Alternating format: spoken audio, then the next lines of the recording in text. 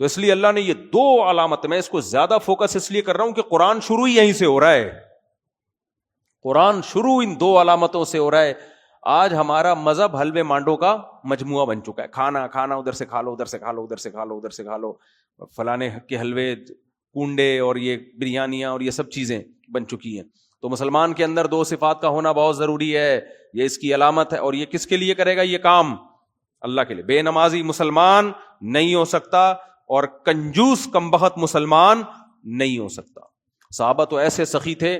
ابو طلحہ انصاری رضی اللہ تعالی عنہ نبی کے پاس آئے، یا رسول اللہ، اللہ نے قرآن میں فرمایا کہ تم نیکی کی حقیقت کو اس وقت تک نہیں پہنچ سکتے جب تک محبوب چیز اللہ کی راہ میں صدقہ نہیں کرتے. یا رسول اللہ، میری محبوب چیز تو میرا باغ ہے، اللہ کی راہ میں صدقہ. پورا گارڈن، پورا باغ جو سورس آف انکم تھی اٹھا کے صدقہ کر دیا. سمجھتے ہو گے نہیں سمجھتے ہو؟ حضرت زینب رضی اللہ تعالی عنہا، نبی صلی اللہ علیہ وسلم جب مال غنیمت آتا نا، سال کا پورا راشن دے دیا کرتے تھے اپنی ازواج. آپ صلی اللہ علیہ وسلم کی ازواج صبح سے صدقہ کرنا شروع کرتی اور رات تک ایک سال کا پورا راشن ختم. سیدہ عائشہ بھی ایسا ہی کرتی. تو آپ کے بھانجے جو عبداللہ بن زبیر تھے، ان کو ایک دفعہ غصہ آ گیا ان کو کہ بھئی آپ اپنے لیے کچھ بچاتی نہیں ہو. انہوں نے قسم اٹھا لی کہ اللہ کی قسم میں آپ کے ہاتھ روکوں گا. اپنی خالہ کو کہا کہ میں اللہ کی قسم آپ کے ہاتھ روکوں گا. حضرت عائشہ کو اتنا غصہ آیا کہ تو مجھے صدقہ کرنے سے روک رہا ہے، حالانکہ وہ خیر خواہی میں کر رہے تھے.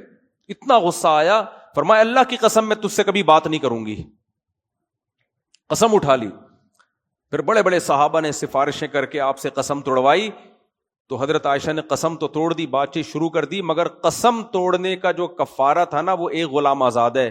اور حضرت عائشہ ساری زندگی غلاموں کو خرید کے آزاد کرتی رہی ہیں تاکہ میری قسم کا ایک جو میں نے توڑی ہے اس کا صرف کفارہ نہ ہو، جو دل میں خلش ہے وہ بھی ختم ہو جائے. تو وہ لوگ ایسے تھے میرے بھائی.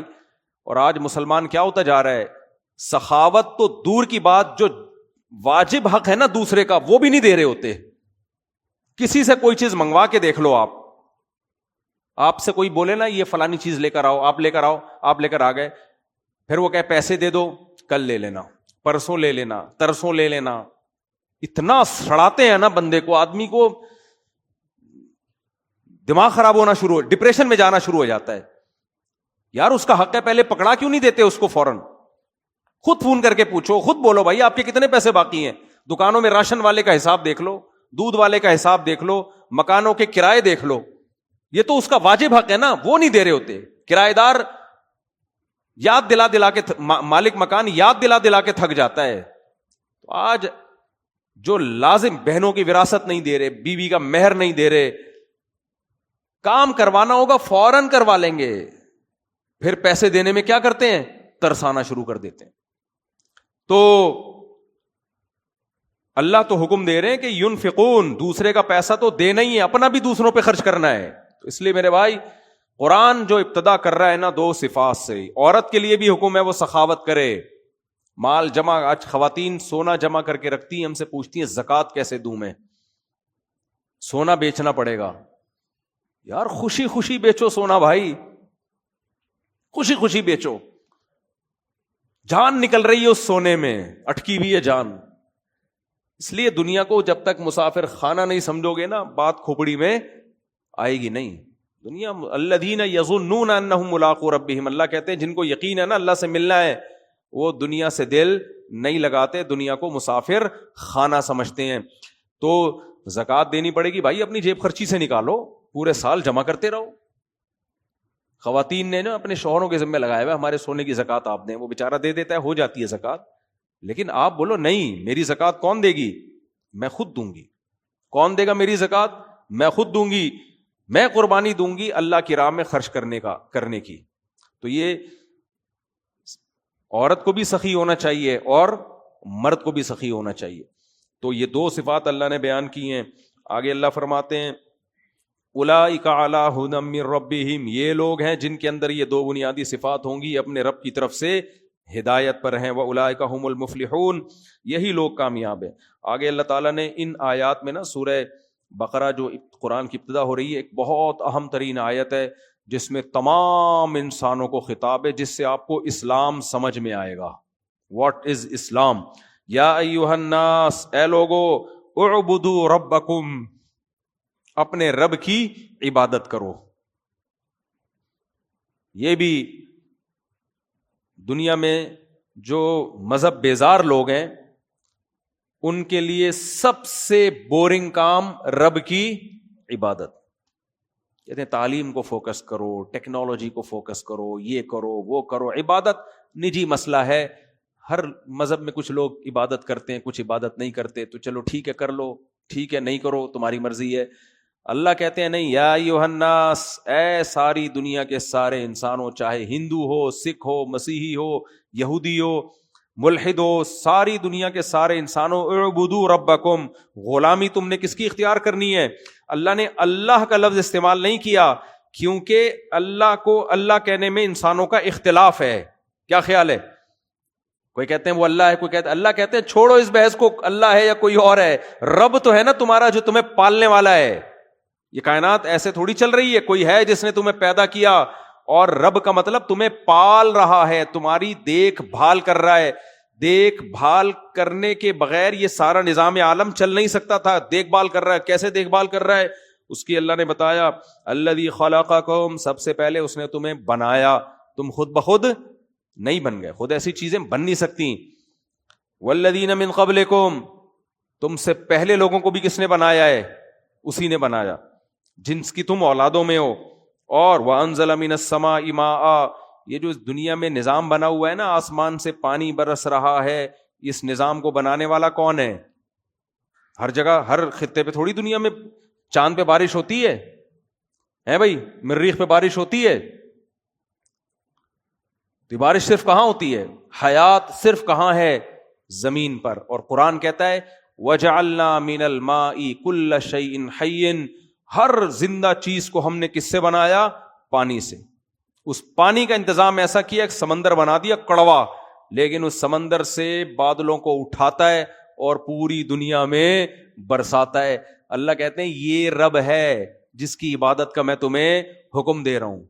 بہت سے سائنسدان پڑھے لکھے لوگ کہیں گے کیا عبادت، کیا دقیانوسی. اللہ کہتے ہیں یہ صرف یہ ریسرچ کر کے یہ بتا سکتے ہیں بارش کیسے ہوتی ہے، پانی ہائیڈروجن ڈائی آکسائڈ کیسے ہے. یہ سارا نظام چلانے والے یہ نہیں ہے. نظام چلانے والا کون ہے؟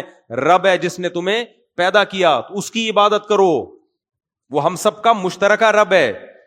وَأَنزَلَ مِنَ السَّمَاءِ مَاءً فَأَخْرَجَ بِهِ مِنَ الثَّمَرَاتِ رِزْقًا لَكُمْ، اور اس پانی سے طرح طرح کے پھل پیدا کر دیے اس نے.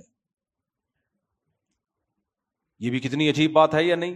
پانی برستا ہے، گوبر اور مٹی کے ملاپ سے گندم پیدا ہوتی ہے. اس پانی سے گندم کو دیکھو، گوبر مٹی کو دیکھو، پانی کو دیکھو کوئی مناسبت ہے؟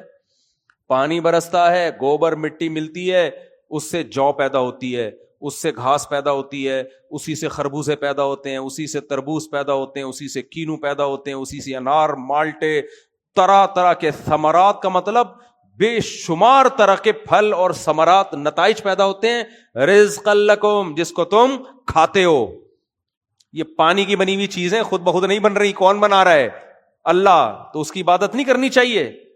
ہر ایک کے لیے ٹائم ہے، اس کے لیے تمہارے پاس ٹائم. یا عبادت کا مطلب صرف نماز روزہ نہیں ہے، مکمل اس کی غلامی میں آ جاؤ، اپنے آپ کو حوالے کر دو اس کے. فرمایا فلا تجعلوا للہ اندادا، اور اس خدا کے ساتھ کسی کو شریک مت کرو. غیر مسلموں میں نے کیا کیا؟ جو ملحد ہیں وہ تو مانتے ہی نہیں خدا کو، ان سارے دلائل کا انکار کر دیتے ہیں. اور جو مانتے ہیں وہ اس خدا کے ساتھ دوسروں کو شریک ٹھہرا لیتے ہیں.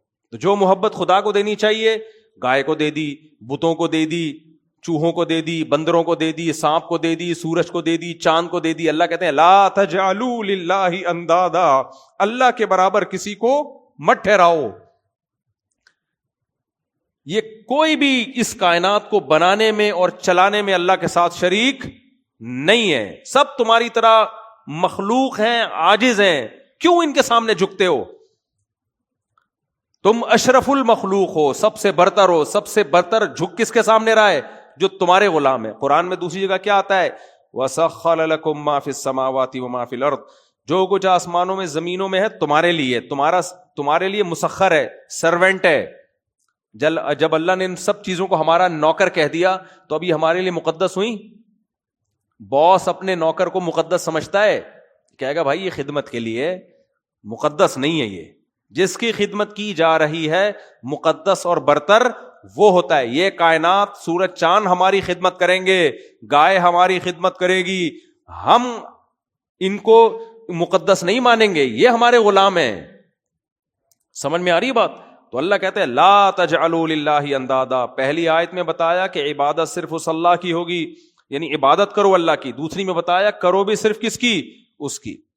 جب یہ آیتیں ہم پڑھتے ہیں نماز میں، خدا کی قسم اتنا سکون ملتا ہے کہ اے اللہ تیرا کتنا فضل ہو گیا، تو نے ہمیں عبادت میں بھی لگا دیا، اور صرف کس کی عبادت میں؟ اپنی عبادت. نماز میں ہم صرف کس کے سامنے جھکتے ہیں؟ اللہ کے سامنے. سجدہ کس کے سامنے؟ اللہ کے. تو خدا کی قسم ایمان سے بڑی اور اسلام سے بڑی کوئی نعمت نہیں ہے. جن کے پاس اسلام نہیں ہے نا، یا تو وہ خدا کی عبادت نہیں کر رہے، اور اگر کر بھی رہے ہیں تو خدا کے ساتھ دوسروں کو شریک ٹھہرا رہے. تو اللہ نے